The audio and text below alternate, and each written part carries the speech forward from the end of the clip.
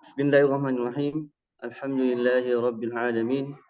Wassalatu wassalamu ala Rasulillah wa ala alihi wa ashabihi wa man tabi'ahum bi ihsanin ila yaumiddin wa ba'd. Yang kami hormati dan yang kami muliakan Ketua Bidang 3 Bidang Ketahanan Keluarga Dewan Pengurus Pusat Wahda Islamiyah, dalam hal ini Ustaz Ridwan Hamidi hafizallahu taala. Yang kami hormati Ketua Lembaga Pernikahan dan Pembinaan Keluarga Sakinah Dewan Pengurus Pusat Wahda Islamiyah, dalam hal ini Ustaz Amir Ghani hafizallahu taala beserta seluruh jajarannya.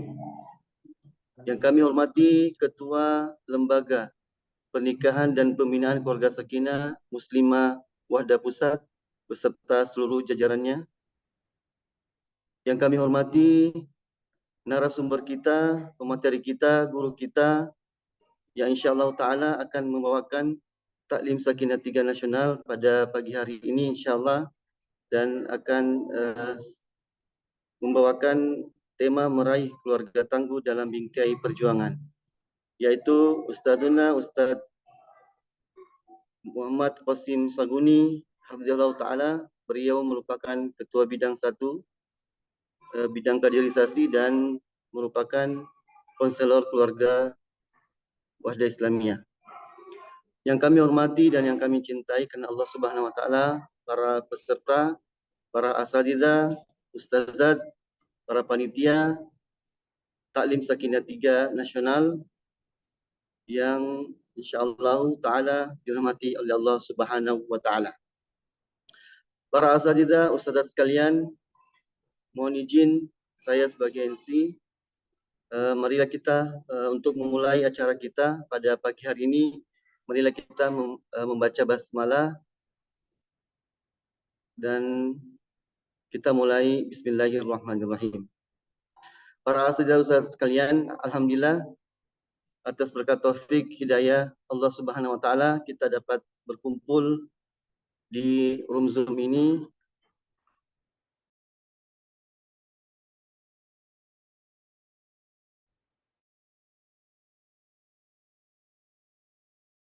Agustus tahun 2024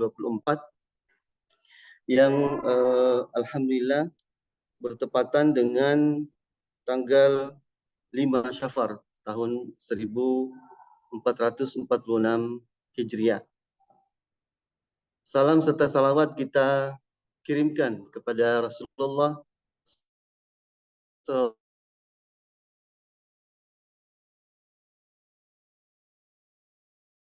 Sallallahu Alaihi Wasallam, pada keluarga dan kegigihan beliau sehingga Islam sampai dengan hari ini menjadi sempurna dan paripurna, dan insyaallah taala akan menjadi syafaat di akhirat kelak.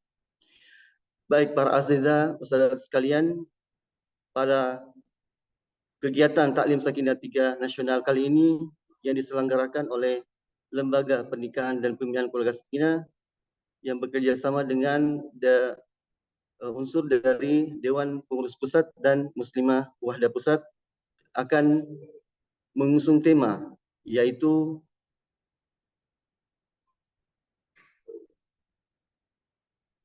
meraih keluarga tangguh dalam bingkai perjuangan. Para asatidzah sekalian, untuk menambah keberkahan kegiatan kita pada pagi hari ini, izinkan kami untuk membacakan ayat suci Al-Quran, yaitu akan dibawakan oleh Ustaz Mustamin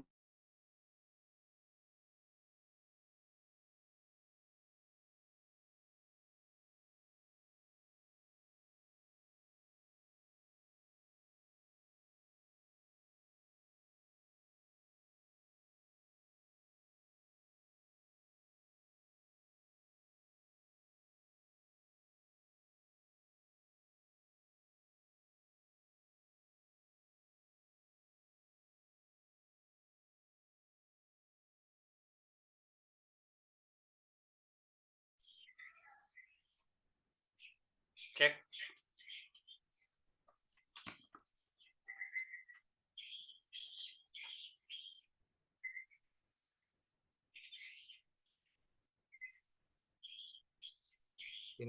Isinya lah sudah terlempar, Ustaz. Baik, kami ganti perangkat. Terdengar, Ustaz? Iya, iya. Baik. Insyaallah Ta'ala, Ustazuna Ustaz Mustami Pabuloi akan membacakan Quran surah Al-Tahrim ayat 6 sampai 8. Kepada Ustazuna Ustaz Mustamin Pabuloi, dengan hormat kami persilakan falyatafadhal maskurah Muhammad.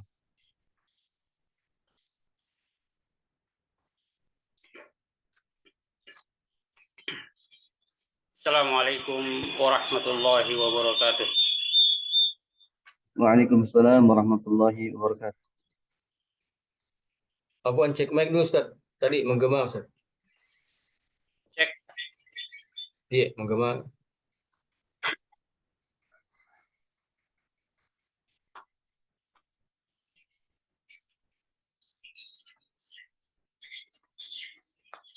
Cek.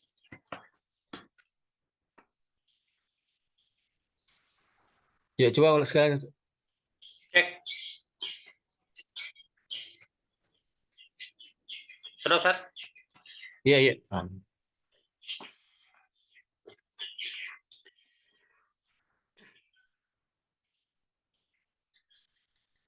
أعوذ بالله من الشيطان الرجيم.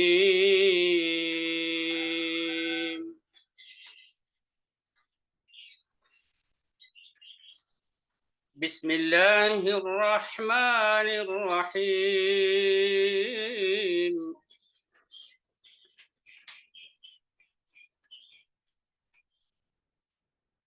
ومن آياته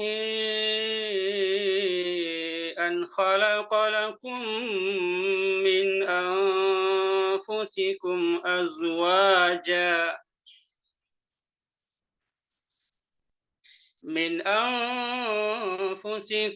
أزواجا لتسكنوا إليها وجعل بينكم مودة ورحمة إن في ذلك لآيات لقوم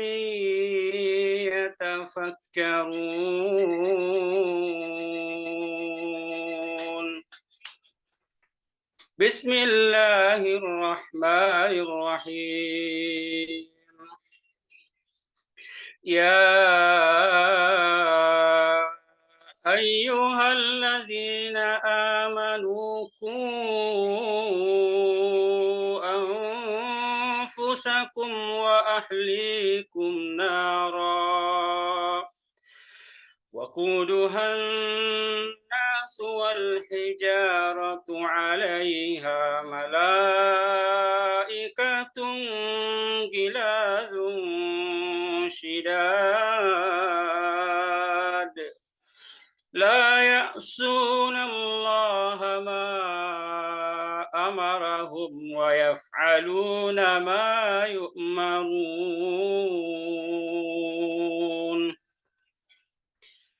يا أيها الذين كفروا لا تعتذروا اليوم إنما تجزون ما كنتم تعملون. يا أيها الذين آمنوا توبوا إلى الله توبة نصوحا عسى ربكم أن يكفر عنكم سيئاتكم ويدخلكم جنة ويدخلكم جنات تجري من تحتها الأنهار يوم لا يحزي الله النبي والذين آمنوا معه نورهم يسعى بين أيديهم وبأيمانهم يقولون ربنا أتمم لنا نورنا واغفر لنا يقولون ربنا أتمم لنا نورنا واغفر لنا إنك على كل شيء قدير اللهم ارحمنا بالقرآن. السلام عليكم ورحمة الله وبركاته.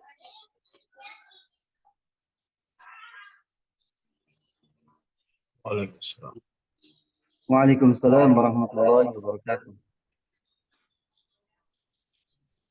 Alhamdulillah, syukran wa jazakumullah khairan kepada Ustazana Ustaz Mustamin Babaloi yang sudah membacakan ayat suci Al-Quran.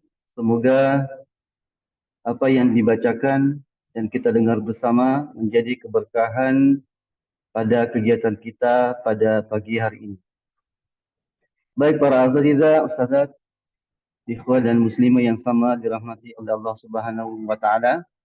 Kita akan menuju ke acara selanjutnya, yaitu sambutan dari Ketua Bidang 3 Bidang Ketahanan Keluarga, Ustazuna Ustaz Ridwan Hamidi Hafizallahu Ta'ala, yang akan membuka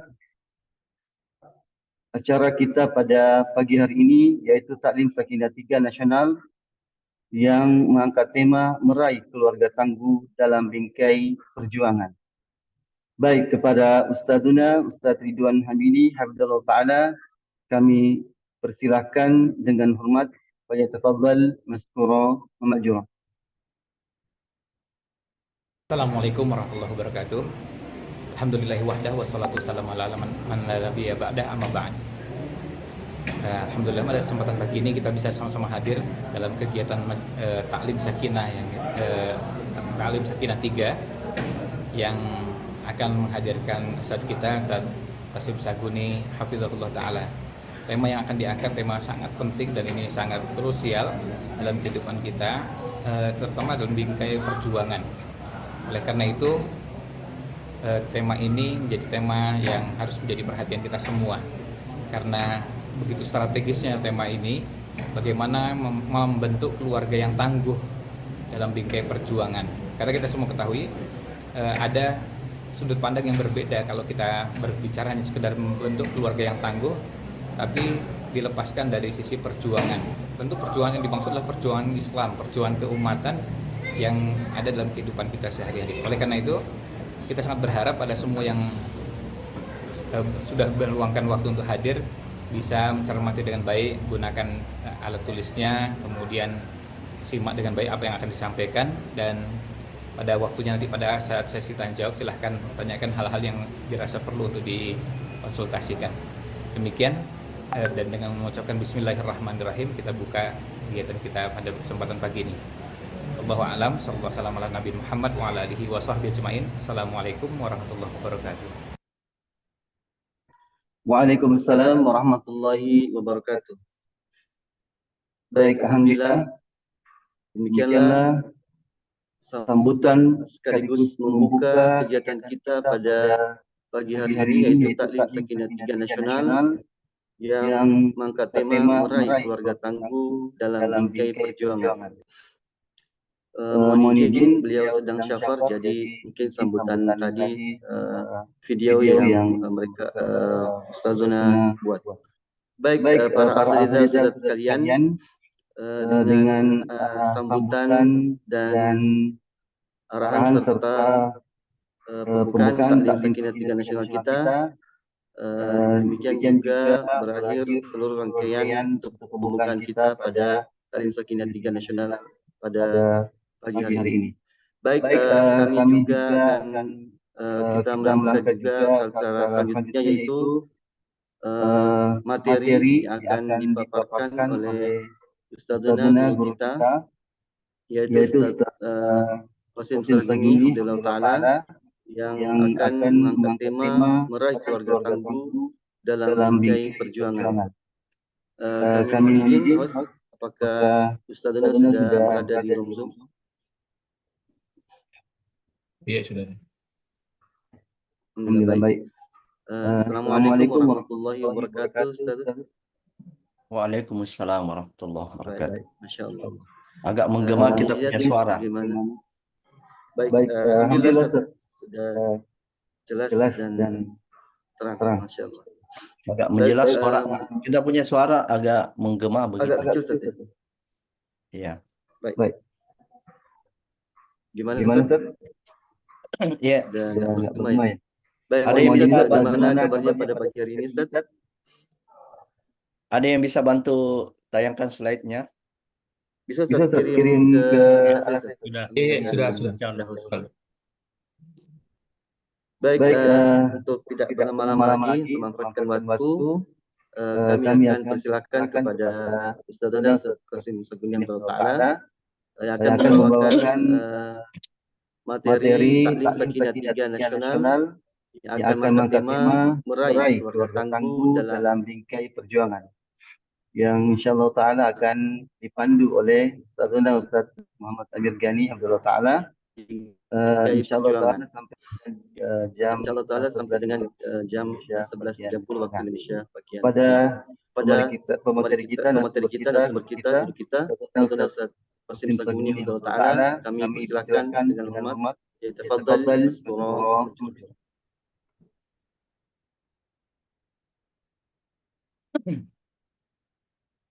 Ya, yang pandu.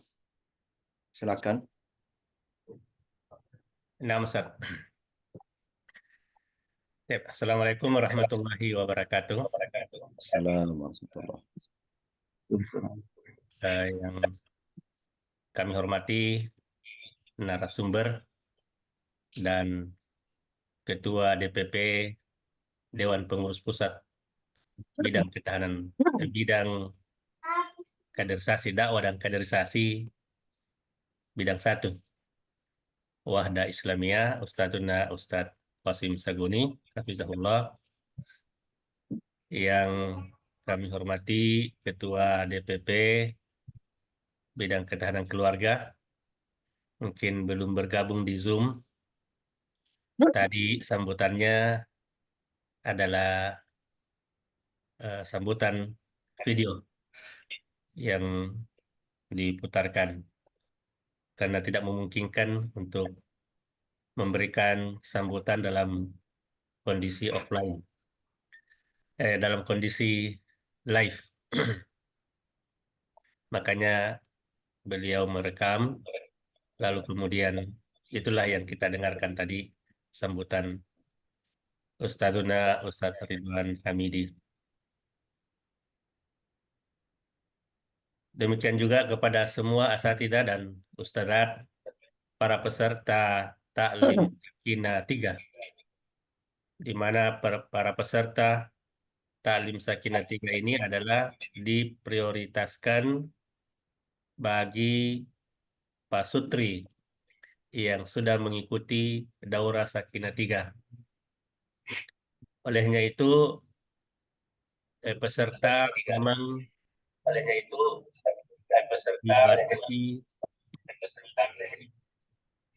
hanya alumni DS3 atau kader yang umur pernikahannya sudah 15-an tahun ke atas atau bahkan 20 tahun ke atas.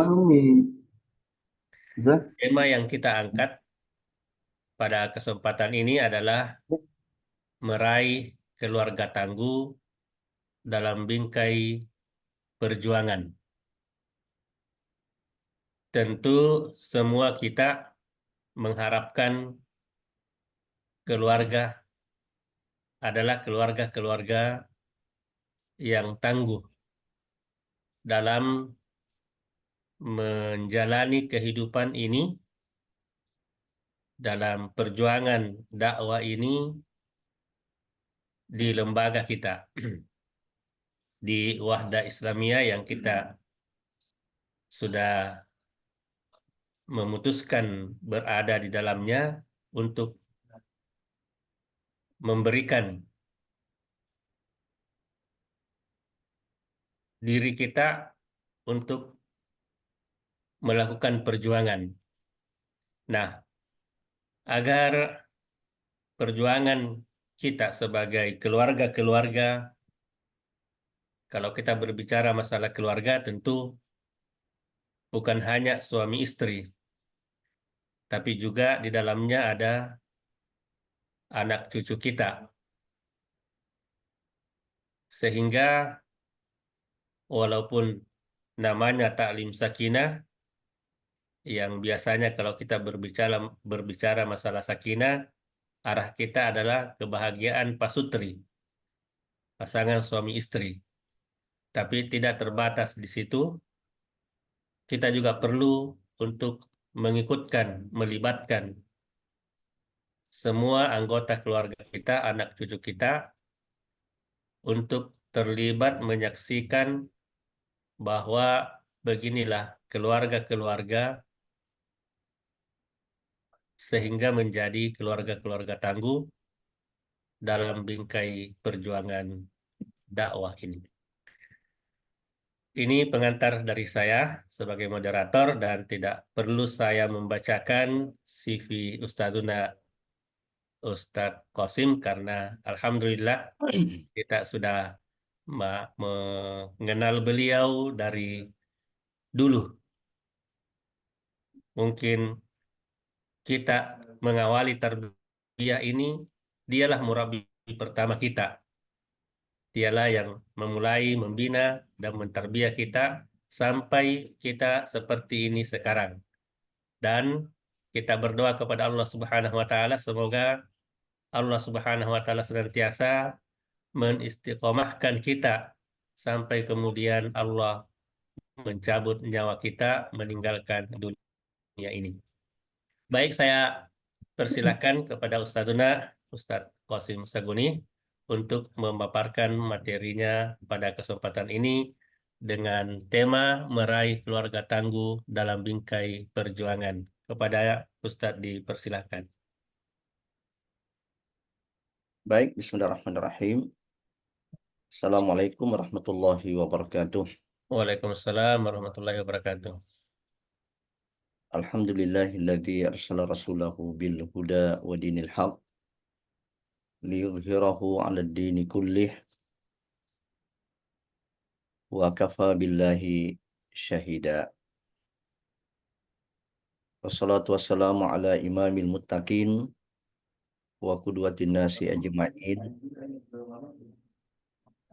sallallahu alaihi wa ala alihi wa ashabihi wa man tabi'ahum bi ihsanin ila yaumiddin. Amma ba'd. Ketua Lembaga Pernikahan Pembinaan Keluarga Sakinah LP2KS DPP Wahda Islamiyah Ustadz Muhammad Amir Ghani, MC Ustadz Suryadi Abdurrahman, Ketua P2KS MWP, dan seluruh jajaran pengurus baik di LP2KS Ikhwa maupun di LP2KS Akhwat, serta para ummahat, para aba yang menyempatkan diri untuk bergabung bersama kita semua di taklim sakinah ketiga kader Wahda Islamiyah se-Indonesia. Baik, minta tolong dibantu ya, keluarga tangguh dalam bingkai perjuangan Islam. Apa itu keluarga tangguh? Next. Jadi keluarga tangguh dalam perspektif Islam adalah keluarga yang pertama memiliki kekuatan dan yang kedua adalah memiliki ketahanan. Jadi kuat dan tahan lama. Nah, itu tangguh. Jadi keluarga tangguh adalah keluarga yang memiliki kekuatan dan ketahanan. Kuat apa yang dimaksud di sini? Memiliki kekuatan dari sisi spiritual, dari sisi ruhiyah, kemudian memiliki kekuatan dari sisi moralitas, al-quwatul akhlakiyah, dan memiliki kekuatan dari sisi sosial atau al-quwatul ijtimaiyah. Dan yang kedua adalah memiliki ketahanan, yaitu kemampuan menghadapi, keluarga itu mampu menghadapi berbagai tantangan hidup. Nah, nanti kita akan urai beberapa tantangan dan cobaan hidup itu. Mari kita melihat yang pertama. Apa yang dimaksud dengan keluarga yang kuat? Coba di next dulu. Di next. Di back. Kembali dulu. Apa yang dimaksud dengan keluarga yang memiliki kekuatan dari sisi spiritual? Ya, apa yang dimaksud dengan keluarga yang memiliki kekuatan dari sisi spiritual? Nah, yang dimaksud di sini adalah anggota keluarga itu memiliki iman yang benar dan iman yang kokoh. Itu dibuktikan dengan kekuatan hubungan yang erat dengan Allah Subhanahu wa Ta'ala. Seluruh anggota keluarganya, suami istri, memiliki iman yang kokoh, iman yang tidak dicampuri sedikit pun dengan keraguan, keimanan kepada Allah yang tidak dicampuri sedikit pun dengan keraguan. Itu yang disebutkan di dalam surat Al-Hujurat ayat 15.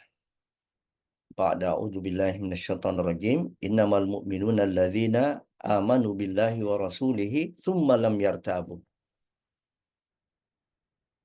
Sesungguhnya yang benar-benar beriman itu adalah orang yang beriman kepada Allah dan Rasul-Nya, dan mereka itu tidak ragu sedikit pun. Apapun yang datang dari Allah, termasuk takdir kita ini, pengaturan-pengaturan Allah, apa yang terjadi di dalam kehidupan kita ini, semua kita yakin itu dari Allah. Kadang-kadang ada yang sesuai dengan keinginan kita, itulah takdir yang baik. Dan kadang-kadang ada yang tidak sesuai dengan keinginan kita. Itulah yang disebut dengan takdir yang buruk atau musibah. Nah, ini yang dimaksud dengan kekuatan spiritual, al-quwatur ruhiyah. Nah, itulah sebabnya anggota keluarga tangguh ini memang syarat utamanya adalah beriman, memiliki keimanan yang benar dan keimanan yang kokoh.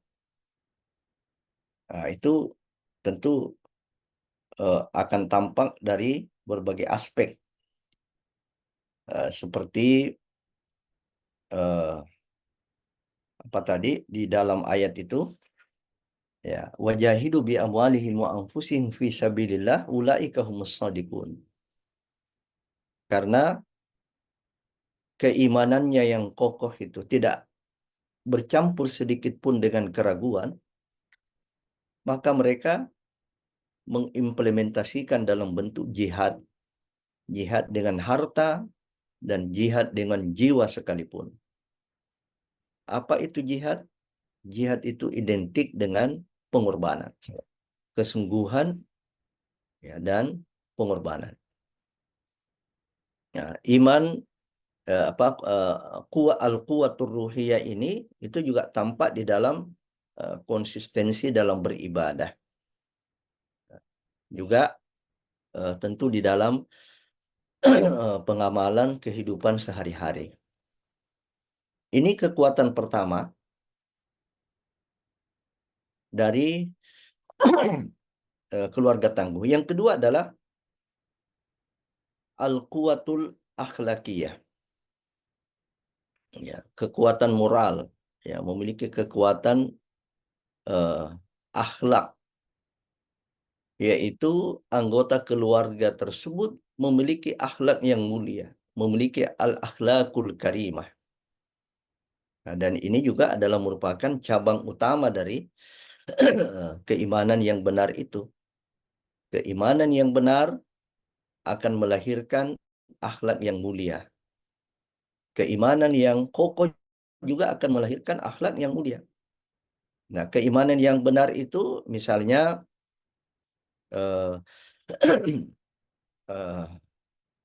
orang yang benar-benar beriman kepada Allah dan hari akhirat, ia berkata benar, nampak dalam perkataannya yang benar, yang bermanfaat, atau dia diam. Orang yang memiliki iman yang benar, dia memuliakan tetangganya. Orang yang memiliki iman yang benar, ia memuliakan tamunya. Ya, kalau tetangga dan tamunya saja dia muliakan, apalagi anggota keluarganya sendiri. Ya, dia muliakan, bukan dihinakan anggota keluarganya, bukan dihinakan istrinya, dihinakan suaminya, atau dihinakan anak-anaknya. Dia memuliakan kedua orang tuanya, memuliakan mertuanya. Itu adalah wujud daripada keimanan yang benar. Nah, keimanan yang benar pasti akan melahirkan integritas, kejujuran yang tinggi. Bukan suka berdusta, suka menipu, suka melakukan rekayasa-rekayasa. Dan keimanan yang kokoh itu akan melahirkan kesabaran, akan melahirkan as-sabat was-sabru. Jadi kekuatan yang kedua ini, al-quwatul akhlakiyah, itu lahir juga dari, dia adalah merupakan buah daripada kekuatan yang pertama. Nah, dan kekuatan yang ketiga adalah al-quwatul ijtimaiyah. Memiliki kekuatan sosial, kekuatan secara sosial. Apa yang dimaksud dengan al-quwatul ijtimaiyah di sini? Ya, bahwa keluarga itu memiliki hubungan yang baik dengan masyarakat. Aktif berinteraksi, bahkan aktif berkontribusi. Nah, tentu kontribusi kita adalah dakwah. Kontribusi kita mengajak kepada kebaikan. Nah, kontribusi keluarga ini adalah memberi manfaat kepada masyarakatnya. Nah, inilah ciri keluarga tangguh. Bukan keluarga tangguh itu hanya beriman, berakhlak, tapi tidak memiliki hubungan baik dengan masyarakatnya. Ya. Ibarat keluarga Menara Gading. Ya, jangankan melakukan interaksi yang intensif, yang dinamis dengan tetangganya, dengan lingkungannya, orang tidak mengenal, orang-orang yang tinggal di kompleksnya tidak mengenal dia, tidak mengenal keluarga itu. Nah, ini adalah tanda-tanda ini bukan bukan keluarga yang tangguh. Sebab ia tidak memiliki kekuatan ijtimaiyah. Ia tidak memiliki kekuatan sosial, hubungan yang baik, ya, interaksi yang baik, ya, dengan masyarakat, dengan lingkungan. Ya, dan terus membangun, ya, membangun jaringan, ya, jaringan dengan masyarakat. Itulah para ikhwah dan akhwat sekalian,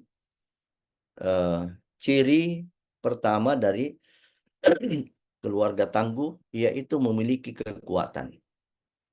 Kekuatan ruhiyah, kekuatan spiritual, kekuatan akhlakiyah, kekuatan moralitas, dan karakter, kemudian memiliki kekuatan interaksi dengan masyarakat.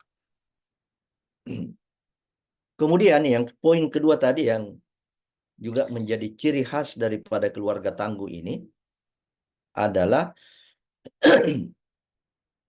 ya, mampu menghindari berbagai tantangan hidup, atau mampu bukan menghindari, ya, mampu menghadapi berbagai tantangan hidup, ya, berbagai cobaan hidup, ya, al-qudratu alal muwajaha mukhtalifit tahaddiyat al-hayatiyah, ya. Jadi memiliki kemampuan menghadapi berbagai tantangan hidup. Ya, sebab hidup ini penuh dengan tantangan. Apalagi keluarga yang kita maksud di dalam keluarga tangguh ini adalah keluarga pejuang. Berjuang itu artinya kita siap menghadapi tantangan. Ya, kita siap menghadapi rintangan. Orang yang tidak siap menghadapi tantangan dan rintangan itu bukan berjuang namanya. Itu santai.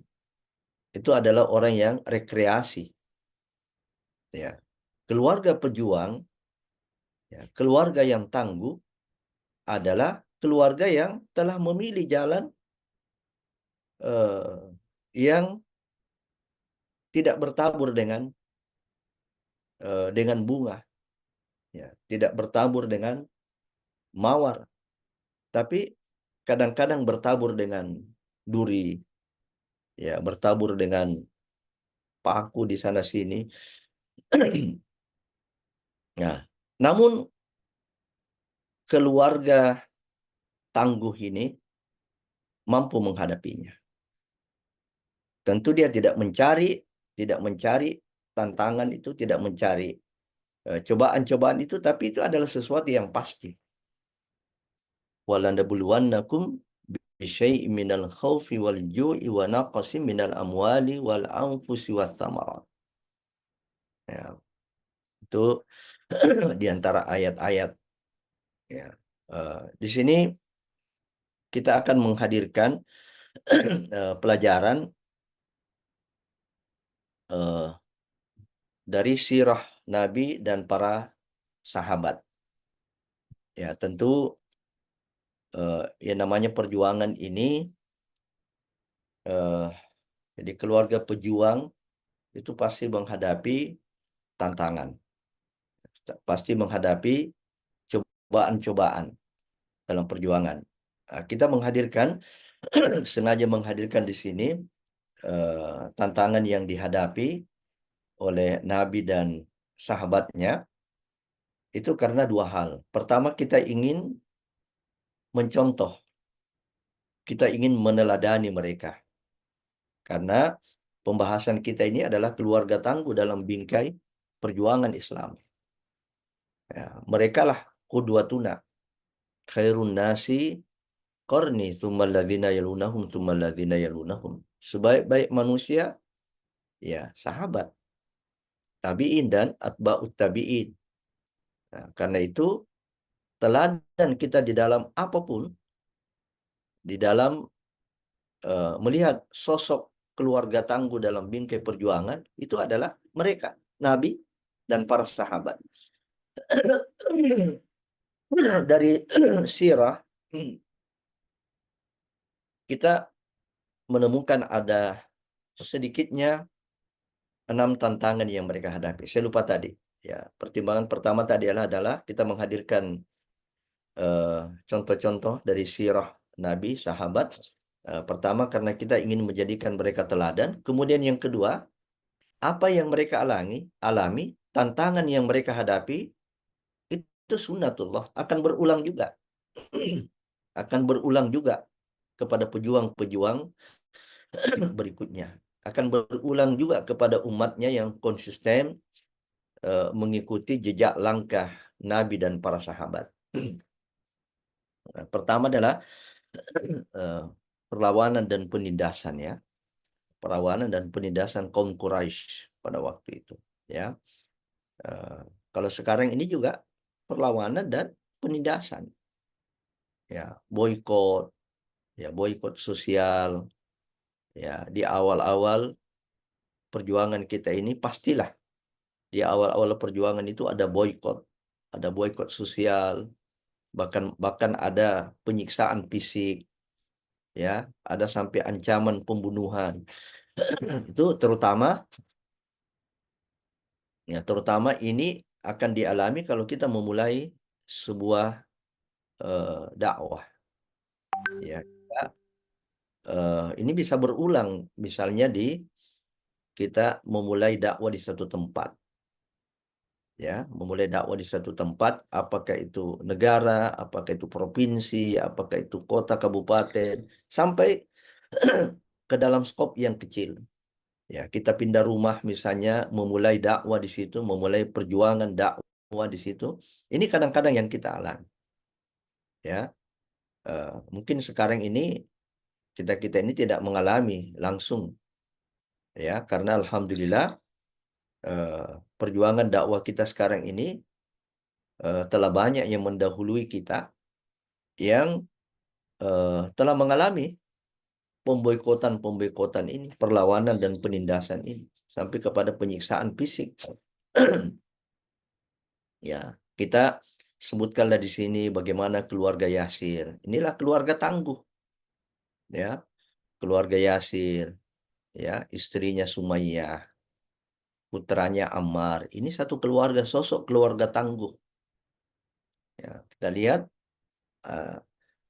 ciri-ciri yang kita angkat tadi itu, ya, al-quwatur ruhiyah, ya, dalam hal ini adalah kekuatan iman, itu betul-betul dicontohkan oleh Yasir dan istrinya Sumayyah, ya, sampai Nabi SAW menjanjikan mereka ini adalah keluarga surga.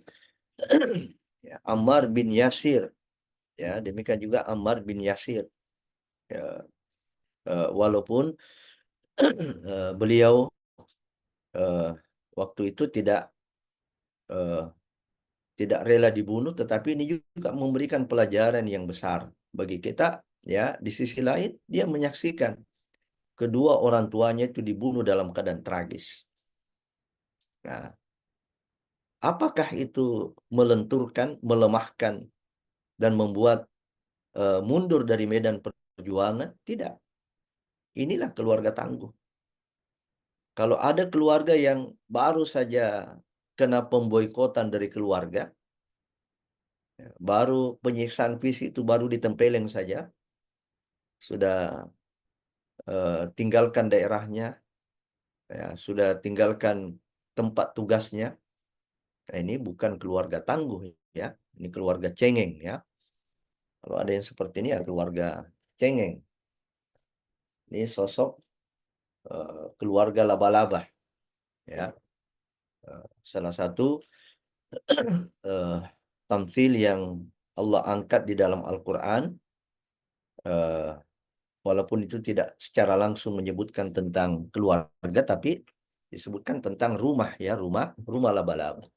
Wa inna ahwanal buyut labaitul ankabut. Sungguhnya selemah-lemah rumah, ya, baik itu rumah dari sisi fisik maupun rumah dari sisi psikologis, ya, dari sisi sosial, rumah tangga, yang paling lemah itu adalah rumah laba-laba. Nah, ini jangan kita menjadi keluarga laba-laba. Ya, keluarga laba-laba itu bukan keluarga tangguh. Lawan daripada keluarga tangguh adalah keluarga laba-laba. Ya.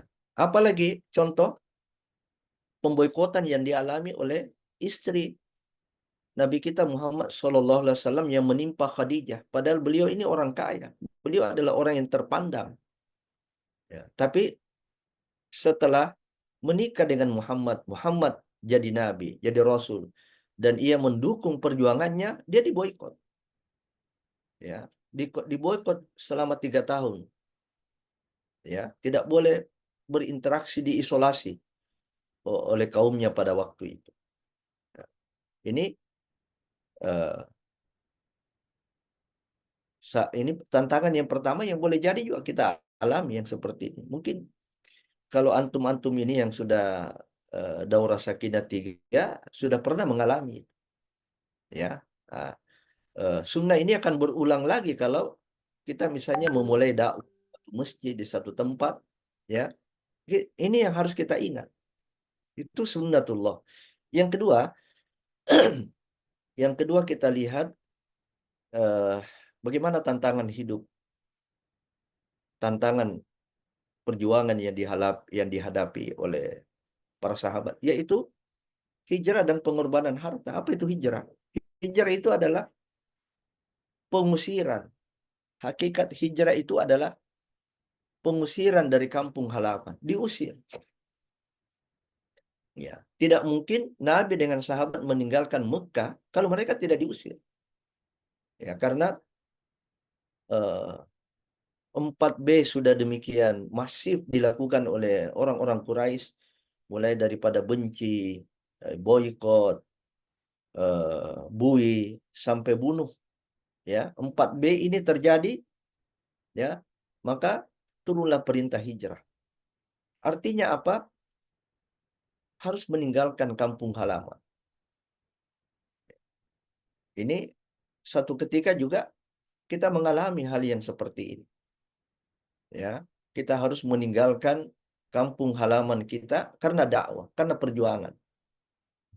Ya. Lihatlah gimana teladan di sini keluarga Abu Bakar As-Siddiq. Ya, ini keluarga Abu Bakar As-Siddiq betul-betul dalam dalam hijrah, ya, hijrahnya Nabi ini ya bisa dikatakan keluarga beliau lah yang paling banyak perannya, ya. Keluarga Abu Bakar lah yang paling banyak perannya. Ya. Kita lihat misalnya putranya, ya, putranya Abdullah, yaitu menjadi informan, ya. Keluarganya Abu Bakar As-Siddiq, siapa tadi? Ya, Abdullah, ya, Abdullah bin Abu Bakar As-Siddiq itu menjadi informan. Kemudian Asma binti Abu Bakar, ya, putrinya juga Abu Bakar, itu yang selalu membuatkan makanan untuk dibawa ke tempat persembunyian Nabi di gua.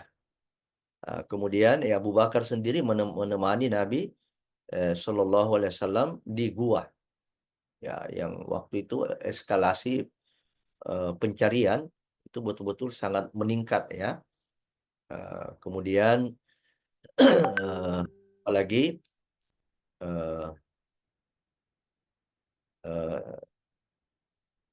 ya, termasuk budaknya, ya, budaknya yang mengembalakan kambing, ya.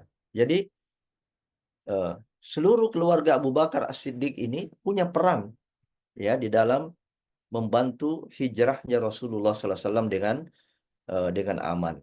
Dan disitulah beliau betul-betul habis-habisan di jalan Allah. Ya. Ya, yang ketiga, perang dan jihad, ya, perang dan jihad di jalan Allah. Nah, ini sudah di sini sudah berbicara pengorbanan nyawa, pengorbanan harta. Sebab untuk berperang itu diperlukan harta. Untuk membeli peralatan perang itu dibutuhkan harta. Nah, demikian juga untuk berperang ini dibutuhkan pengorbanan jiwa. Inilah kita melihat sosok-sosok keluarga tangguh masih ada hari ini hadir, ya. Kita lihat saudara-saudara kita di Palestina, ya. Mungkin ada yang tadi terbetik di dalam benaknya, kenapa mereka tidak hijrah? Ya, kenapa mereka tidak hijrah meninggalkan kampung halamannya? Oh, kalau mereka hijrah meninggalkan negerinya, meninggalkan negaranya, itulah sasaran yang diinginkan oleh Yahudi Israel. Beda dengan Nabi Shallallahu Alaihi Wasallam, dengan para sahabat. Ya, waktu itu ya masih banyak negeri, ya, tempat mereka hijrah, ya. Kemudian berbeda kondisinya, kondisi perjuangan pada waktu itu yang mengharuskan dia hijrah itu beda dengan sekarang ini, ya. Justru kalau kaum muslimin Palestina dan Gaza meninggalkan negerinya, selesailah itu. Selesailah, dan itulah menanglah Yahudi Israel ini, sebab memang itu yang dia inginkan. Ingin genosid, menghabisi etnis Muslim Palestina, atau yang kedua adalah tinggalkan negaramu. Tinggalkan negaramu itu artinya dia ambil negara. Ini yang ketiga. Kemudian yang keempat adalah ini kesulitan ekonomi. Ya, ini kesulitan ekonomi dari dulu sampai hari kiamat. Perjuangan tantangannya ini adalah kesulitan ekonomi. Ya, lihat bagaimana keluarga Ali bin Abi Thalib dan Fatimah. Ya, Fatimah ini boleh dikatakan keluarga presiden, ya, keluarga khalifah, masya Allah, keluarga pemimpin dunia dan akhirat, ya, top leader, ya, waktu itu. Tapi hidupnya sederhana. Kadang-kadang beliau menggiling, ya, menggiling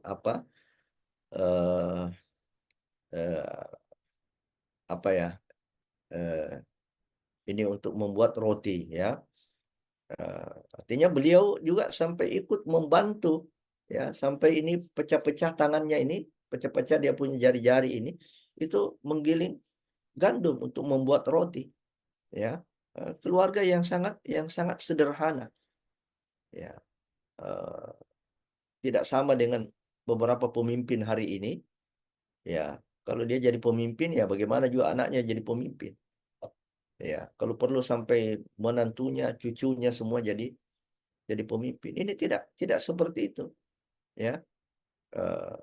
Keluarga yang sangat sederhana. Dan kalaupun Ali bin Abi Thalib diangkat menjadi pemimpin, itu bukan karena dunia. Ya. Ini juga memberikan pelajaran kepada kita bahwa salah satu ciri istri tangguh dan istri pejuang adalah kuat juga membantu suami dalam hal ekonomi. Kalau keluarga itu mengalami kesulitan ekonomi, maka ciri keluarga tangguh, istrinya juga kuat membantu suaminya. Ya, sebab dalam memberi nafkah ini bukan semata-mata yang dituntut itu adalah hasilnya. Ya, bukan hasil yang dituntut. Ya, memang harapan kita itu adalah mencukupi hasil daripada pencarian nafkah daripada suami, itu mencukupi untuk keluarga. Tapi itu tergantung kepada takdir Allah. Makanya di dalam surat At-Talaq, Allah Subhanahu wa taala memerintahkan kepada suami-suami liyunfiq du sa'atin min sa'ati. Ya. Jadi disuruh membelanjai, menafkahi keluarganya. Faman qudira alaihi rizquhu falyunfiq mimma atahullah. Siapa yang tidak dilapangkan, disempitkan rezekinya, maka hendaklah dia membelanjai, menafkahi istri, keluarganya, ya, sesuai dengan apa yang Allah berikan. Ya. Qad ja'alallahu ba'da usri yusra. Mudah-mudahan Allah memberikan kemudahan, kelapangan sesudah kesulitan dan kesempitan. Ya, jadi ayat itu memberikan pesan kepada kita. Ada the hidden message di dalam ayat itu, bahwa ada orang yang ada suami, ada keluarga yang dilapangkan rezekinya oleh Allah, dan ada yang disempitkan. Ya, tetapi ayat itu juga memberikan pesan bahwa bagaimanapun suami harus mencari nafkah. Selain berjuang, selain berdakwah juga harus mencari nafkah. Nah, tetapi ingat bahwa mencari nafkah itu tidak dijamin mencukupi kebutuhan keluarga. Makanya Allah sebutkan di situ. Ya, ada kemungkinan ada yang mencukupi, ada yang tidak mencukupi. Ya, nah kalau tidak mencukupi di sini, tampillah istri tangguh. Ya, tampillah istri pejuang dengan skill yang mereka miliki, bisa buat kue, bisa menjahit, ya, bisa menjadi, ya, Afwan misalnya menjadi pembantu di rumah orang. Ya, kenapa? Karena Allah memberikan nafkah kepada suaminya tidak mencukupi kebutuhan keluarga. Ya, dan itu tidak boleh istri melemah, tidak boleh istri memberikan tekanan mental kepada suaminya sesuatu yang dia tidak mampu di luar kemampuannya. Yang benar adalah membantu, mendoakan, membantu dan mendoakan, mensupport. Ya, jangan justru ya kebutuhan keluarga per hari 100.000 yang dia bawa pulang ke rumahnya 20.000. Ya, lalu uang 20 itu tidak ambil. Apa ini, mau makan apa ini? Uang 20.000. Tidak begitu istri tangguh. Tidak begitu istri pejuang. Ya, tapi bagaimana dia berpikir 20.000 itu untuk mencukupi semua keluarganya. Kalau perlu, ya, istri yang puasa terlebih dahulu. Ya. Nah, inilah kesulitan ekonomi ini adalah merupakan tantangan hidup yang sangat akrab ya pada keluarga pejuang. Tapi mereka yang mampu tetap istiqomah berdakwah, istiqomah berjuang, istiqomah di dalam lembaga perjuangan, istiqomah dalam beramal jama'i, istiqomah dalam bertarbiyah, inilah keluarga tangguh. Tapi kalau ada yang seperti itu sudah mulai menduga-duga, membuat prasangka-prasangka, kita tidak diperhatikan, malah justru kita selalu dimintai GDR, ya. Nah, ini yang menambah-nambah kita punya problema. Ya, kalau kita melemparkan cobaan dan ujian kita ini kepada orang lain, kepada jamaah, itu Allah bukan akan mengeluarkan kita dari kesulitan, ya. Bukan qad ja'alallahu ba'da usri yusra, tapi akan terbalik itu ayat. Ya, qad ja'alallahu ya ba'da usrin usra. Ya, Allah akan menambah-nambah itu. Nah, ini. Kemudian apalagi fitnah dan konflik. Ya, fitnah dan konflik internal. Nah, ini juga dialami. Ini juga cobaan, ya, tantangan hidup daripada perjuangan. Jadi, ikhwas sekalian, bukan ingin melegitimasi, ya, bukan ingin melegitimasi apa yang terjadi di sebagian jamaah, di sebagian DPD kita.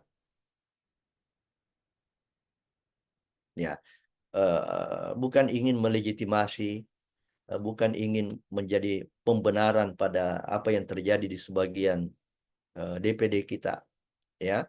Tetapi itulah sunnatullah, bahwa di zaman Nabi saja itu terjadi konflik internal, ya, terjadi friksi-friksi.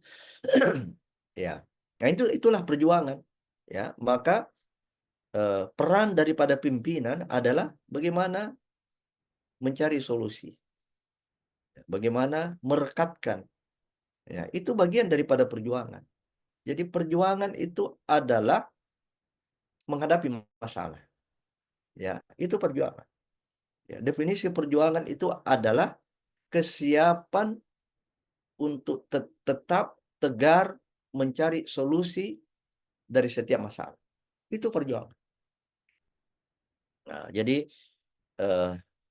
antum ketahui semua ya, gimana Ali ya dengan Aisyah ya dalam perang Jamal, dalam perang Siffin ya, sampai coba kita lihat korbannya putra cucu Nabi SAW yaitu Husain ya di padang Karbala. Yang inilah kemudian menjadi titik sentral dari orang-orang Syiah untuk dijadikan sebagai sumber lahirnya sebuah ideologi yang menyimpang dari Islam. Ya, ingin memperbesar sejarah. Ya. Apalagi tantangan yang mereka hadapi. Penyebaran Islam ke wilayah baru ini menuntut adanya perpindahan tempat. Jadi kadang-kadang keluarga ini ada keluarga yang dibutuhkan di sini, diminta lagi ke sana. Ya, di provinsi ini diminta lagi. Ya, ada pembukaan wilayah baru, dia diminta lagi ke sana. Itulah seperti keluarga Muawiyah, ya, Muawiyah bin Sufyan. Ya, itu pernah dipindahkan ke Syam, ya, karena ya harus menjadi gubernur di situ, ya. Dia pindah ke satu daerah yang beda budaya, kadang-kadang beda bahasa juga. Nah, ini ciri keluarga tangguh adalah siap juga dipindah-pindahkan, ya, siap dipindah-pindahkan bertugas. Baik, itulah karakteristik ya. Itulah dua ciri utama keluarga tangguh. Mari kita melihat bagaimana sosok keluarga pejuang. Ya, next. Ya. Jadi ciri karakter keluarga pejuang itu satu. Nah, itulah sifat-sifat yang kita angkat tadi. Itulah karakteristik yang kita angkat tadi. Tangguh. Jadi keluarga pejuang itu adalah keluarga yang tangguh. Ya, tangguh ya dari sisi tangguh artinya memiliki kekuatan, dan tangguh artinya memiliki ketahanan. Ya, ketahanan menghadapi berbagai tantangan, cobaan. Ya. Yang kedua apa? Yang kedua ciri yang sana dulu ya. Ya, memiliki visi utama, visi keluarga itu adalah akhirat. Ya. Annal ishul akhirah. Nah, itu ada syair dari seorang sahabat ya, ketika mereka menghibur dirinya dan para sahabat di perang Mu'tah. Ya, perang yang tidak berimbang kekuatan dan persenjataan. Ya. Ada sahabat yang mengatakan annal ishul akhir. Sesungguhnya kehidupan kita yang sesungguhnya ini adalah kehidupan akhirat. Wa innal akhirata lahiyal hayawan.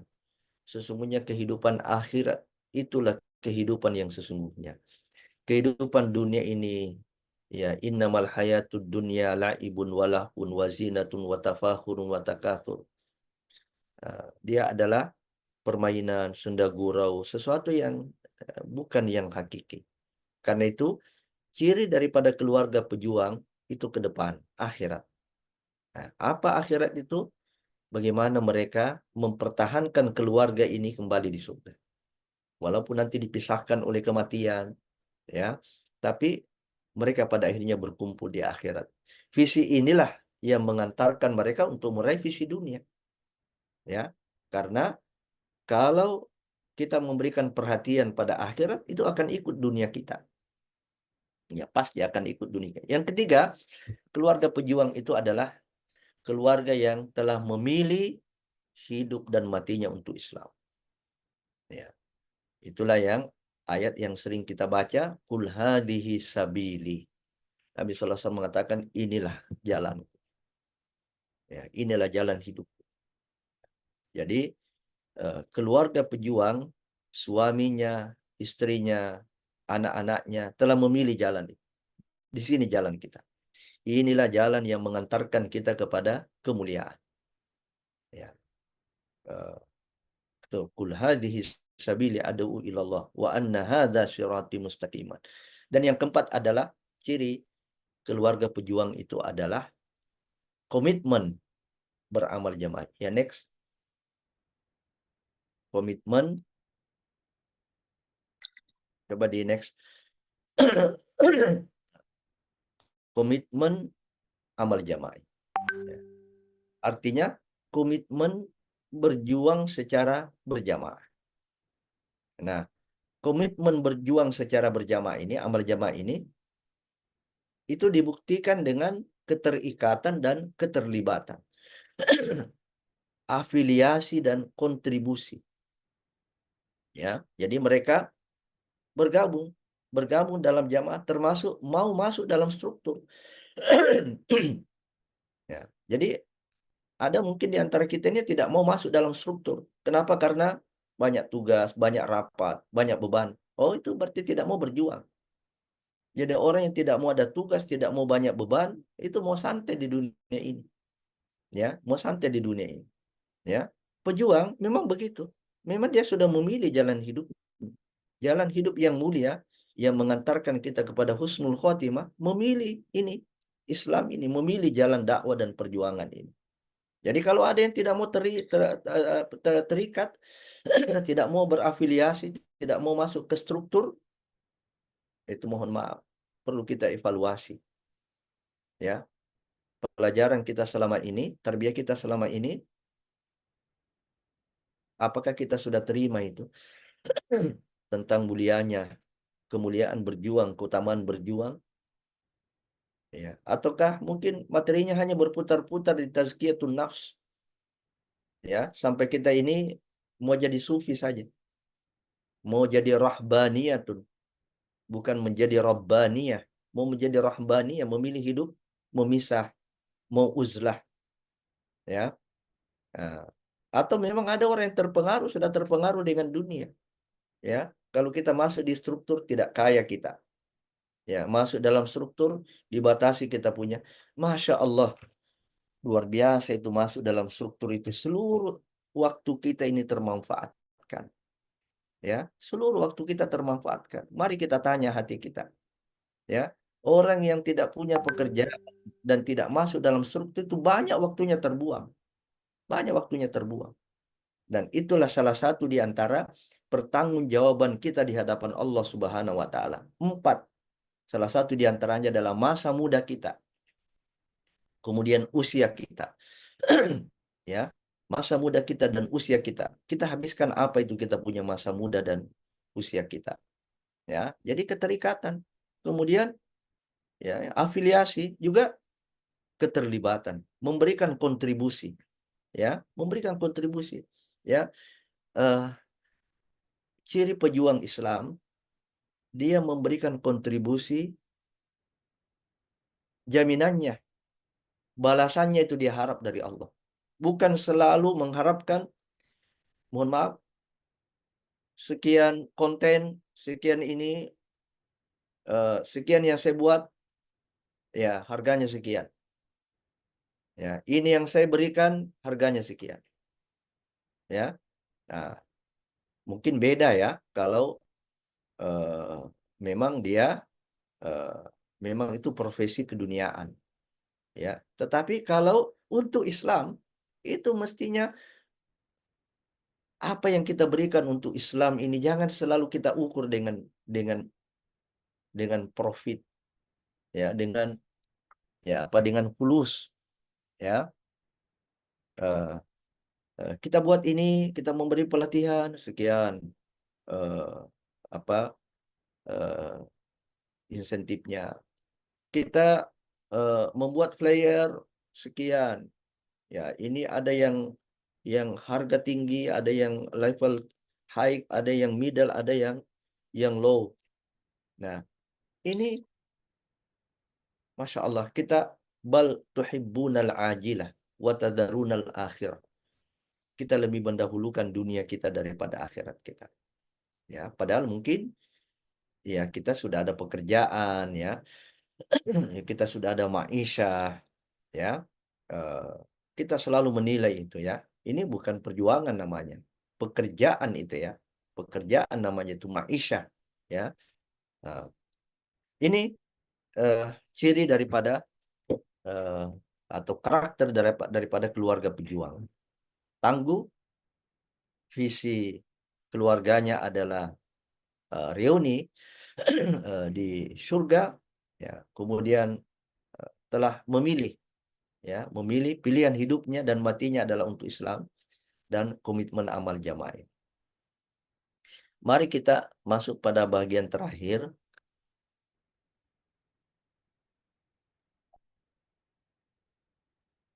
Bekal ya. Ini 6 bekal meraih keluarga tangguh. Ya, 6 bekal meraih keluarga tangguh. Ya. Yang pertama, al-imanur rasikh. Tadi tangguh, ingat ya. Tangguh itu artinya tahan, ya. Memiliki kekuatan, memiliki ketahanan. Ya.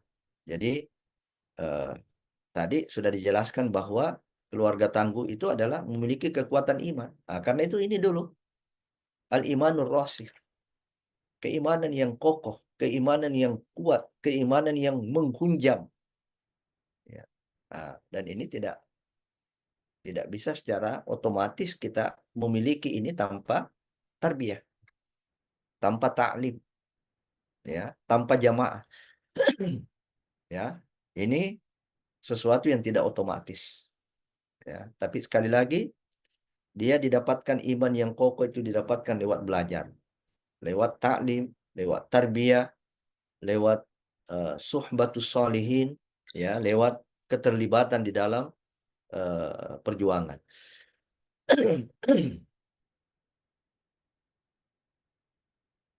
Kemudian yang kedua adalah ini tadi yang kedua adalah bekal ilmu pengetahuan yang bermanfaat.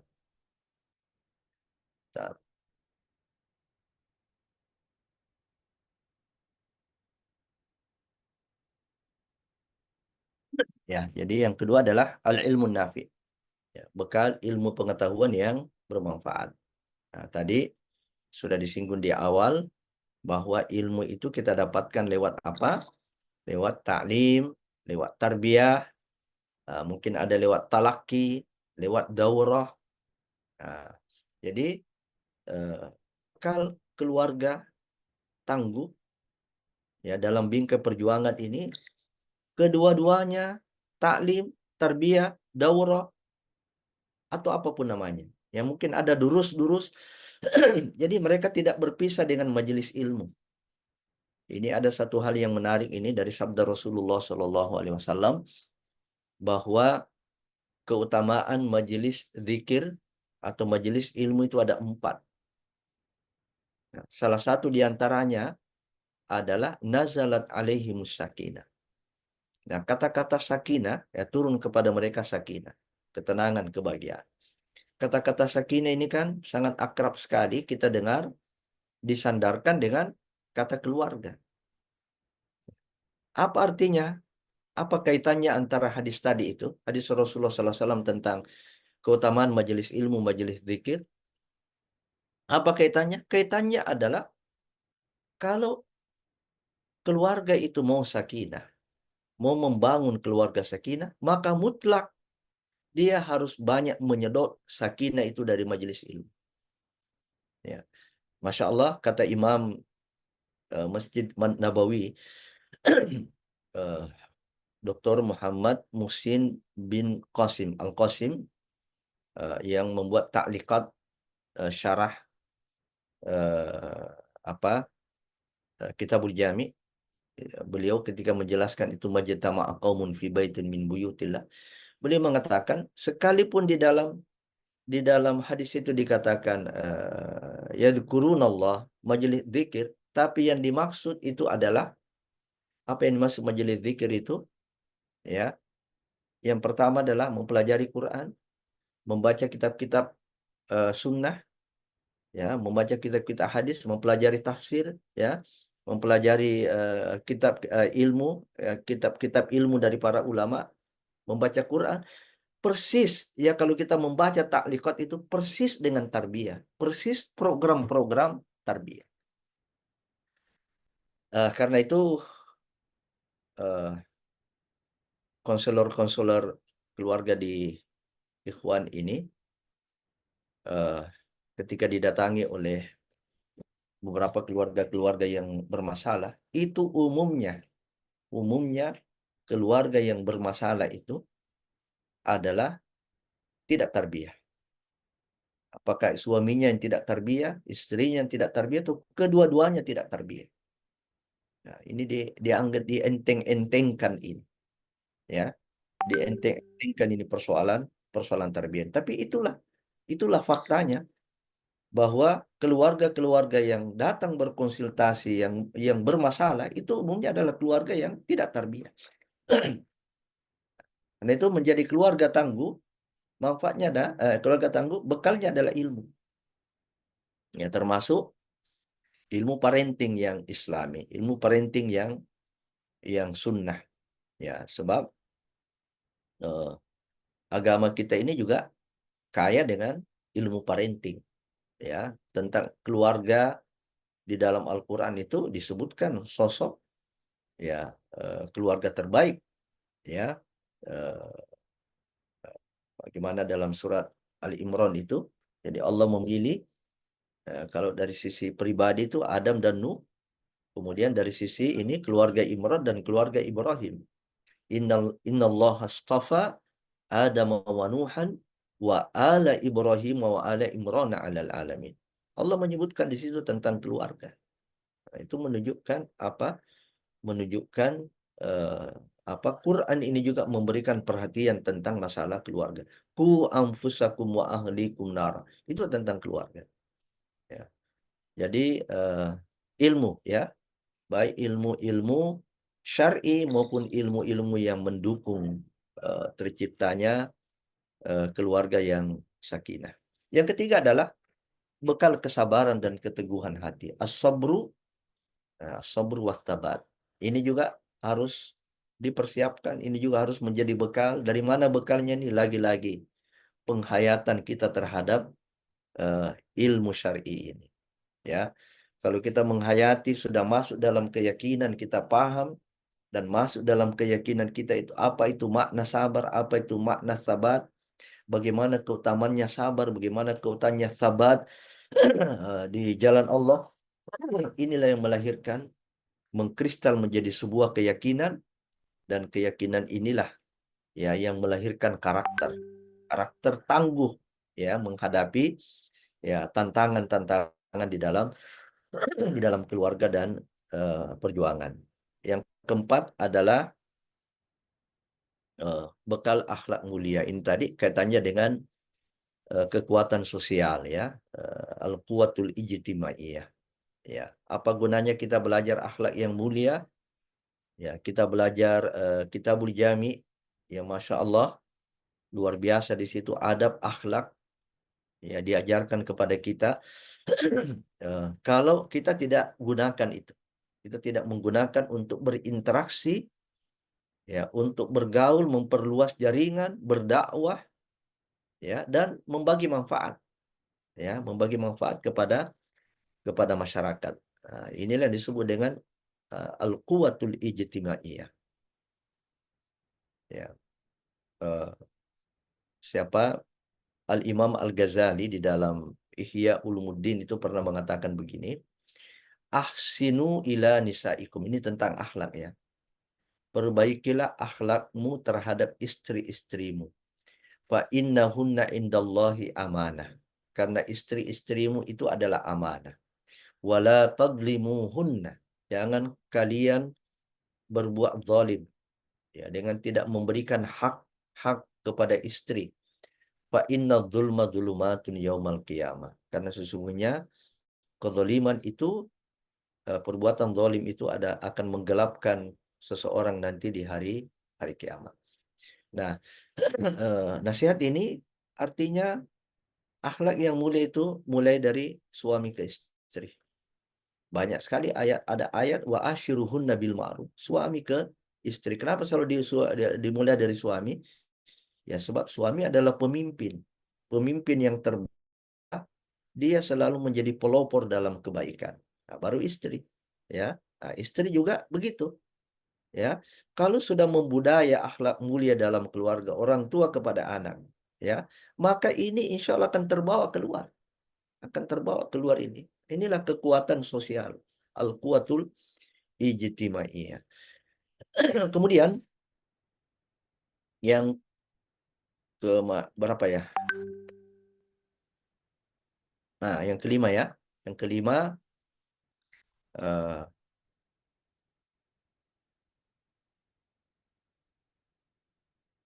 ya, yang kelima apa?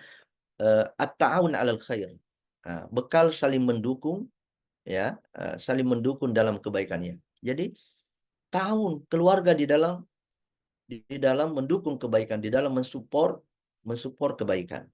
Jadi suami ya mensupport istrinya tarbiyah, mensupport istrinya membina, mentarbiyah juga, mensupport istrinya berdakwah. Ya, kalau perlu ilmunya diajarkan pada istrinya. Ya, ada yang tidak diketahui oleh istrinya, materi-materi misalnya dari dakwah, materi tarbiyah, suaminya membantu. Istrinya kalau ilmunya lebih tinggi daripada suami, dia support suaminya, dia dukung suaminya, bukan justru menghalangi istri, menghalangi suami. Ya, nah, kalau banyak itu nanti kita bicarakan lagi. Kalau istri banyak tarbiyahnya, kemudian menelantarkan tanggung jawabnya terhadap suami, itu lain lagi ceritanya. Tapi yang utama adalah at-ta'awun. Ya, suami ada GDR umumnya, oke. Insyaallah ya.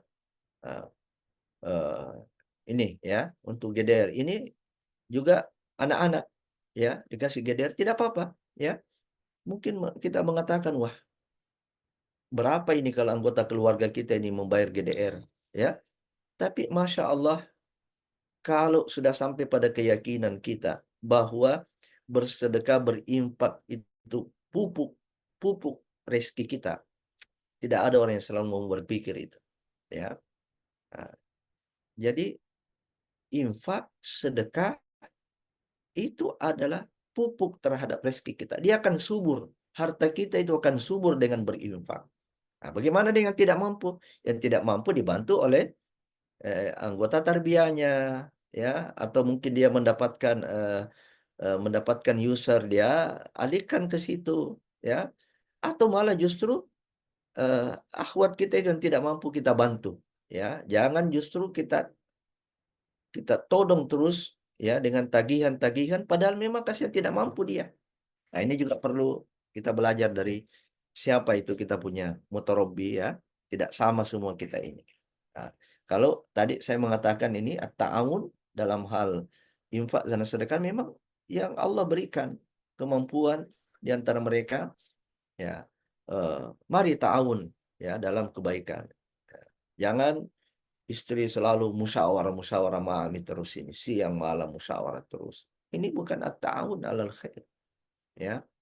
Nah, jadi coba ini dalam salah satu kutipan tafsir As-Sa'di, beliau mengatakan al-baitus sa'idu huwal baitul ladzi yata'awanu afraduhu 'ala ta'ati wal bir. Nah, keluarga yang bahagia itu adalah keluarga yang anggotanya saling bekerja sama dalam ketaatan dan kebaikan. Itulah keluarga bahagia. Ya. Wa yu'ashiru ba'duhum ba'dan bil ma'ruf. Ya, dan mereka berinteraksi ya satu dengan yang dengan cara yang ma'ruf. Baik, yang terakhir adalah mempersiapkan diri dengan doa, ya, bekal doa yang terus-menerus. Ad-du'aul mustamir.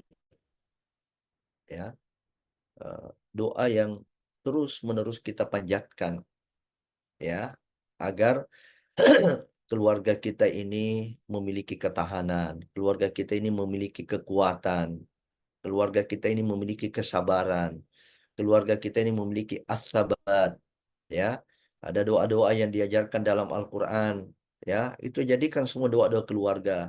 Rabbana atina fid dunya hasanah, itu doa doa keluarga juga, ya. Doa reuni di surga, ya.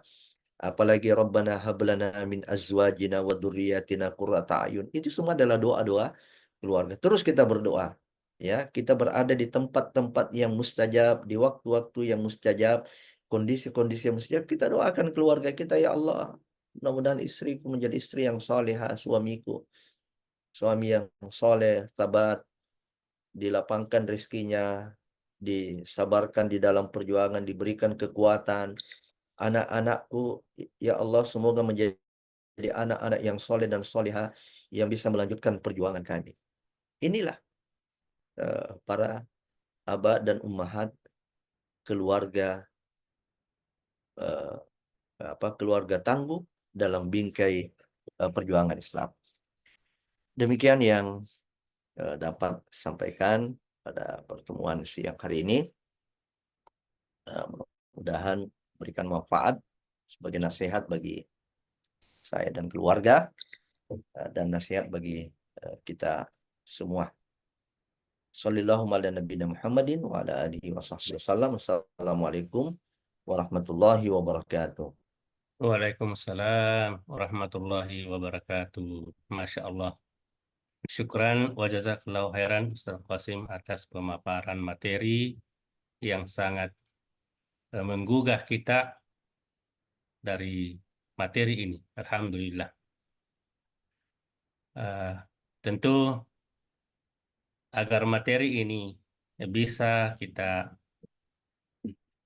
cermati dan bisa kita pahami dengan baik, insya Allah ada rekaman, nanti para asatidzah dan ustadzat bisa berhubungan dengan panitia untuk rekamannya. Karena kalau kita dengarkan hanya sampai di sini saja, sampai di sini saja di saat kita mengikuti Ta'lim Sakinah sekarang ini, itu bisa saja hanya 1% tinggal. Bahkan mungkin tidak ada yang tinggal. Ya, kecuali dengan judulnya. Bahkan mungkin judulnya juga kita tidak ingat. Tapi kalau kita murajaah, mendengar, dan itu harus diulang-ulangi.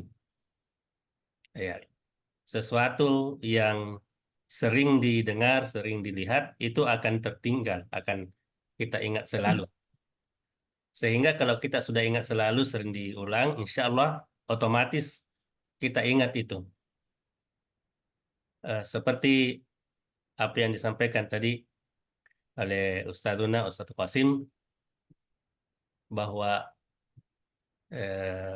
sesuatu yang bisa kita lakukan secara terus-menerus itu dari kebiasaan, ya, dari kebiasaan. Dan agar kebiasaan itu bisa kontinu, maka kita mulai dari yang agak tidak memberatkan kita. Ini sejalan dengan hadis Nabi Shallallahu Alaihi Wasallam bahwa ahabul a'mali ilallahi ta'ala adwamuha wa in qalla. Amalan yang sangat, di antara amalan yang sangat dicintai oleh Allah Subhanahu wa taala dari seorang hamba adalah yang konsisten, terus-menerus dilakukan sekalipun itu sedikit dari segi kuantitas mungkin.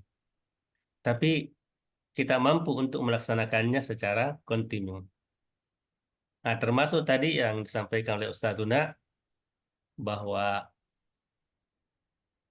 agar kita ini tidak merasa berat kalau ada permintaan-permintaan sumbangan, misalnya infak, sedekah, dan lain-lain sebagainya, yang sering kita dapatkan.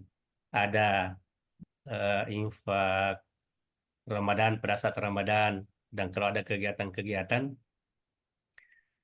untuk melepaskan rasa berat itu, sebaiknya kita memulai melakukan infak itu dengan nominal yang sedikit saja dulu. Kalau kita sudah terbiasa dari kecil-kecil, dari nominalnya yang sedikit, maka pada saat diminta nanti besar, banyak, insya Allah tidak terlalu kepikiran lagi bahwa kenapa banyak sekali. Karena dari awal kita sudah terbiasa. Nah, alhamdulillah beberapa perenungan-perenungan yang saya sendiri ambil hikmah daripada hadis tadi itu bahwa ahabul a'mali ilallahi adwamuha wa in qalla itu menganjurkan kepada mad'u atau mutarabi atau mad'u atau audien yang saya kalau ceramah adalah menganjurkan itu bahwa mulai dari yang minimal dulu, yang ringan-ringan saja dulu. Ya, seperti mau konsisten untuk sholat duha misalnya atau sholat lain. Mulai dari 3 rakaat saja setiap malam. 3 rakaat saja, konsisten saja 3 rakaat, 3 rakaat, 3 rakaat. Insya Allah kalau sudah konsisten 3 rakaat bisa naikkan 5. Demikian juga dengan sholat duha, kalau sudah bisa konsisten 2 rakaat atau 4 rakaat setiap hari, naikkan lagi. Tapi kalau tidak bisa, ya sampai di situ saya dulu. Yang penting berlanjut. Demikian juga dengan infak. Awali dengan 1.000 receh, 1.000 rupiah. Ya, setiap hari masukkan di kotak amal 1.000 rupiah atau 500 rupiah. Kalau cuma 500 yang ada atau cuma 500 yang kita rasa ringan untuk masukkan di kotak infak. Misalnya kalau ada kotaknya WIS di rumah kita, cuma 500 yang kita rasa ringan, masukkan 500. Kalau sudah terbiasa 500, naikkan 1.000. Sudah terbiasa 1.000, naikkan 2.000. Karena kalau sudah terbiasa, tidak dipikir lagi itu bahwa kalau saya berinfak ini 5.000, banyak sekali kurasa ini. Tidak terpikir lagi itu karena kita sudah terbiasa. Demikian juga dengan materi ini, insya Allah, materi yang sangat bagus sekali. Tapi kalau kemudian hanya sebatas kita dengarkan saat ini, pada saat kita mengikuti, itu mungkin cuma 1% yang tinggal nanti. Tapi kalau kita dengarkan kembali, mungkin kita dengarkan sekian kali, maka itu akan tinggal dalam pikiran kita atau tertinggal dalam otak bawah sadar kita, yang kemudian itu terekam dan kita akan ingat itu, dan mari kita mendengarkan bersama dengan pasangan-pasangan kita, suami dan istri. Baik, para asatidzah dan ustadzat yang sama berbahagia, kita sekarang memberikan kesempatan kepada asatidzah kalau ada hal-hal yang ingin disampaikan, ditanyakan, ditanggapi. Saya persilahkan kepada asatidzah 2 yang mau, kalau ada yang mau raise hand langsung. Kalau tidak ada, saya baca di room chat.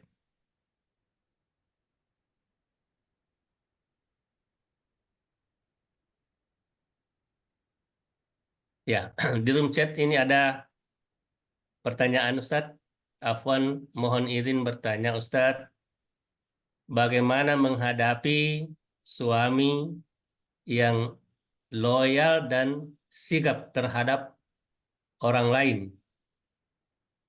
Seperti contohnya kegiatan dakwah, namun tidak demikian ketika berada di rumah bersama dengan istri dan anak-anaknya. Bagaimana menyikapi hal ini, Ustaz? Ya, insya Allah. Dari Nur Audiah ya. Ya, Ustaz. Pertama, kita harus syukuri dulu bahwa suami kita memiliki sifat tadi sigap ya dan loyal dengan dakwah. Alhamdulillah. Ya. Itu nikmat yang tidak diberikan kepada semua suami. Ada suami malah yang jangankan berdakwah, tarbiyah saja tidak. Kemudian yang kedua, kita harus membangun sifat optimisme. Jadi sepanjang dia berdakwah, sepanjang dia berjamaah, beramal jama'i, insya Allah satu ketika bisa berubah. Kita doakan, ya. Bisa juga kita komunikasikan dengan murabinya, ya, tanpa dia tanpa diketahui oleh suami, ya. Kita komunikasi dengan murabinya mungkin bisa disinggung-singgung, Ustaz, bisa dijadikan sebagai bahan nasihat. Nah, itu kadang-kadang begitu, ada murabi sudah disampaikan, kemudian masuk ke materi ini bisa terkait dengan masalah yang kita hadapi, itu bisa dimasukkan secara halus, ya, menasihati. Jadi suami juga tidak merasa ini, ya, beda kalau misalnya kita yang nasihati, itu akan beda, sebab seolah-olah suami itu dipojokkan, ya, tapi kita menasihati secara tidak langsung lewat murabinya, ya, dan kita berharap murabinya itu tidak mengaitkan dengan siapa-siapa, tapi secara umum, ya, secara umum. Nah, jadi seperti itu, dan kita doakan, ya, kita doakan suami, ya, supaya bisa lebih baik lagi. Dia istiqomah dalam dakwahnya, dan juga bisa lebih baik akhlaknya terhadap istri. Ya.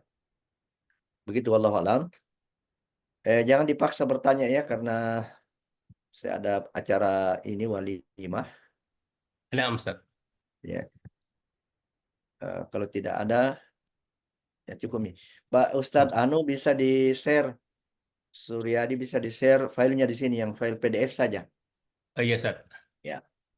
Nah, Pak Suryadi boleh di-share saja di sini, ya, karena tidak menyatu semua grupnya. Oh, masih ada pertanyaan, ya? oh iya, satu lagi terakhir, Ustaz, ya. Ya. Ya, ada teman yang sudah menikah 1 tahun. Mana? Ada teman yang sudah menikah 1 tahun lalu, tapi menjadi masalah suaminya masih menghubungi teman wanitanya. Wah, ini masalah betul ini. Ya, Ini berarti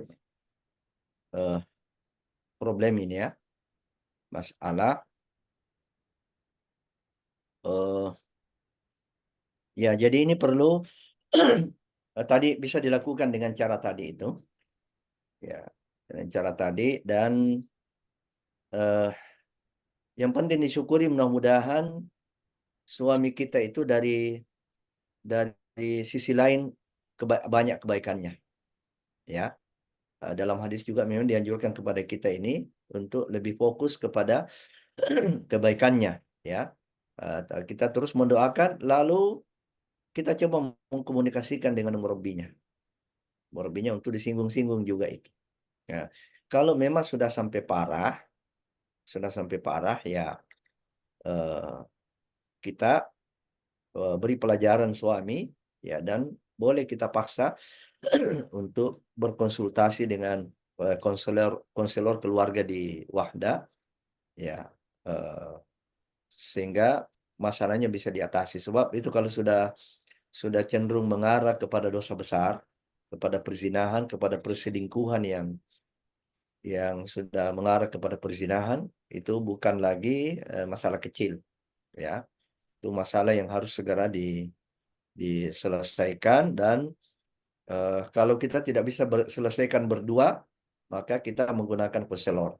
Nah, itu disebutkan dalam surat An-Nisa ayat 35, ya. Hadirkan satu hakim dari pihak keluarga laki-laki, dari pihak laki-laki maupun dari pihak keluarga, dari pihak perempuan, ya, yurida islaha, ya, karena mereka menginginkan islah.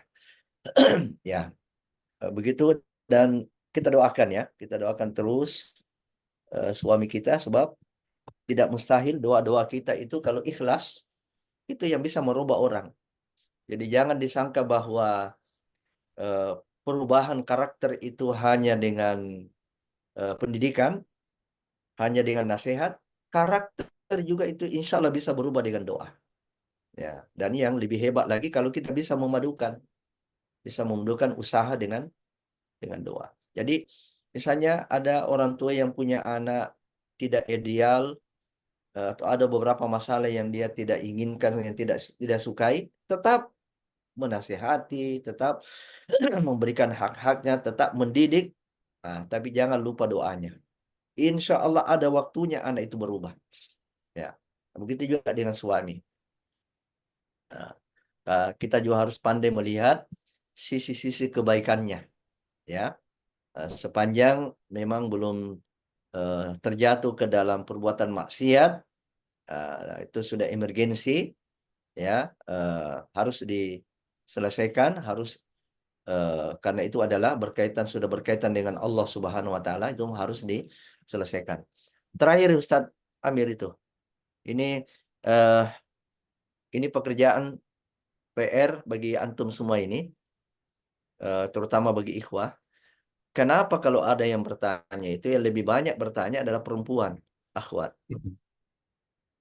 Ini Iya, sudah Ustaz. 3 pertanyaan. Ini akhwat semua ini. Ya dibaca Ustadz. Nah, Pertanyaan Ustaz. terakhir ya. Iya, Ustaz. Ini ada ya. Ada satu ini tapi kalau sudah Ustaz nanti suruh Ya, satu aja, satu lagi. Oh iya, Ustaz. Ini Ustaz. Terakhir. Bismillah, bagaimana menyikapi suami yang bersikap keras dan susah untuk dikasih masukan, selalu merasa pendapatnya yang benar, padahal padahal tersebut bisa menjadikan istri terzalimi. Ya. Mudah-mudahan suaminya ini masih tarbiyah. Suaminya tarbiyah. Kalau tarbiyah seperti tadi itu, ya. Saya melihat nasihat langsung dari istri, kalau kita tidak pandai mencari metode, itu tidak akan lebih baik. Kita menggunakan mediator, perantara. Ya. Sebab sangat sedikit nasihat istri itu bisa diterima oleh suami. Gitu ya. Sangat sedikit. Apalagi dilakukan dengan metode atau cara yang tidak bijak. Dan itu umumnya juga terjadi seperti itu. Diiringi dengan makian, diiringi dengan marah. Ya. Nah, yang kita tempuh adalah secara tidak langsung. Ya, mudah-mudahan tarbiyah. Kalau tidak tarbiyah lagi harus kita kondisikan ya. Kita bagaimana membujuk suami itu dulu ya. Ya, saya melihat insya Allah solusi dari berbagai problema itu taklim tarbiyah, kemudian bergaul dengan orang soleh, gitu ya. Selama masih terikat di sini ini, insya Allah masih mudah diperbaiki itu. Tapi kalau dia sudah keluar dari lingkungan jamaah, lingkungan orang-orang soleh, kemudian sudah tidak tarbiyah, ini yang sulit, ya. Ini yang terus terang sangat sulit, ya. Tapi tetap ada jalan. Begitu, Ustaz ya. Nah, Saya Ustaz. pamit ya, saya Nah, pamit. Ustaz. Saya Nah, pamit Ustaz. ya. Syukran jazakallahu khairan, Ustaz. Ya, wa Atas yakum antum fa jazakumullah khairan. persiapan menjadi Assalamualaikum warahmatullahi wabarakatuh. Waalaikumsalam warahmatullahi wabarakatuh. Para asatidzah, ustadzat, peserta Ta'lim Sakinah 3 yang sama-sama dimuliakan oleh Allah Subhanahu wa taala. Kalau masih ada pertanyaan-pertanyaan, bisa disampaikan di grup Ta'lim Sakinah 3 bagi asatidzah dan ustadzat yang masih memiliki pertanyaan, bisa dituliskan di grup. Nanti panitia akan meneruskan kepada Ustadz untuk dijawab oleh Ustadz, dan kalau sudah ada jawabannya nanti diteruskan di grup insya Allah. Mudah-mudahan ke depan grup Ta'lim Sakinah 3 ini itu bisa kita olah. Maksudnya adalah materi-materi yang sudah disampaikan baik itu dalam Ta'lim Sakinah, demikian juga dengan materi-materi Daurah Sakinah 3 yang telah kita dapatkan pada Daurah Sakinah lalu, bisa kemudian dimunculkan itu, kita bisa munculkan untuk dipelajari, dibaca, didengarkan kalau ada rekamannya, masih ada rekamannya. Lalu dari situ panitia atau pengurus LP2KS, baik di DPP maupun di Muslimah, memberikan kuis-kuis atau tugas-tugas yang lain yang berkaitan dengan masalah-masalah keluarga. Sehingga terkesan bahwa grup itu ada pengelolaannya. Ada yang bisa dibaca, ada yang bisa didengar, sehingga menambah kapasitas kita dalam masalah keluarga. Nah, ini juga ada saran, ada masukan dari beberapa asatidzah atau ustadz, terkhusus dari Ketua Bidang Ketahanan Keluarga, Ustadz Ridwan Hamidi, itu menginginkan dan berharap kepada semua kita yang sudah berada pada level alumni Daurah Sakinah 3 ini, karena umur pernikahan sudah rata-rata 15 tahun ke atas, bahkan sudah ada yang hampir 30 atau ada yang sudah 30 tahun, bagaimana mempersiapkan diri menjadi edukator-edukator keluarga yang memberikan pencerahan-pencerahan pada keluarga-keluarga yang ada di sekitar kita, utamanya kader-kader yang masih dibawa pernikahannya dari kita. Sebab tentu kita adalah senior dalam masalah berkeluarga karena kita sudah duluan menikah, kita sudah duluan berkeluarga. Olehnya itu, mudah-mudahan ke depan kita adakan pembekalan tentang pembekalan motivator untuk kemudian kita bisa menjadi edukator-edukator keluarga, insya Allah. Ini terakhir dari saya, dan kalau Ustadz Suryadi tidak ada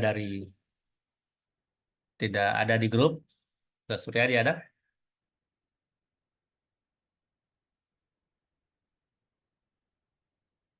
Kalau tidak ada, ini sebagai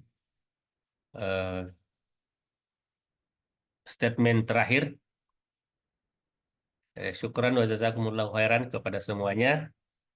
Saya sangat bersyukur kepada Allah Subhanahu wa taala atau kami dari pengurus LP2KS, baik itu di DPP maupun di Muslimah, sangat bersyukur kepada Allah Subhanahu wa taala atas kesediaan para asatidzah, ustadzat, para peserta untuk mengikuti taklim Sakinah 3 pada pagi hari ini.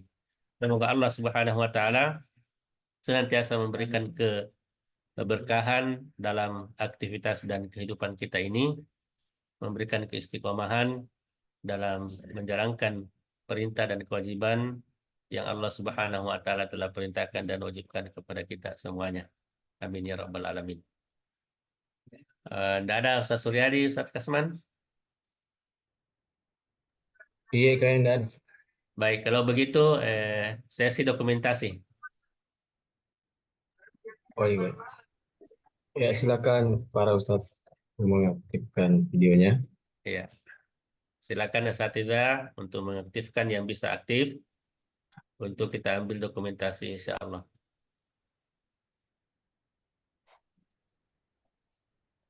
Baik, abah-abah. 1, 2, 3.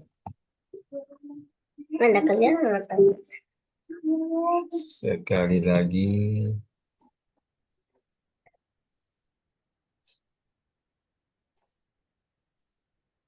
Satu, 2, 3.